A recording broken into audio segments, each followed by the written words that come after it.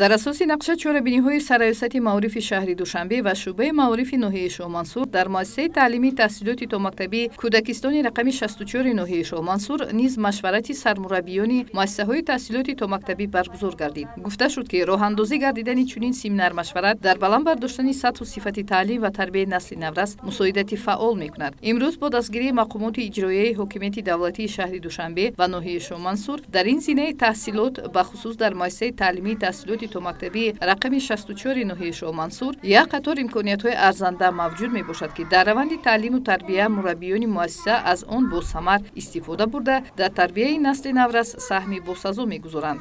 имрӯз дар муассисаи мо семинар машварати омӯзишӣ сармураббиёни муассисаҳои таҳсилоти томактабии ноҳия гузаронида шуда истодааст, ки 10 нафар сармураббиёни муассисаҳои таҳсилоти томактабии ноҳия ҳузур доранд ва таҷрибаи якдигарро омӯхта истодаанд. ва имрӯз дар гурӯҳҳои мо машғулиятҳои шиносоӣ бо адабиёти бадеӣ, яъне аз рӯи ҷадвали тасдиқшуда сармураббии мо ба сармураббиёни дигар муассисаҳо таҷрибаи худро нишон дода истодааст, ки дар ҳамаи гурӯҳҳо мураббияҳо дар сатҳи баланд бо кӯдакон дар назди меҳмонон машғулиятҳоро гузаронида истоданд.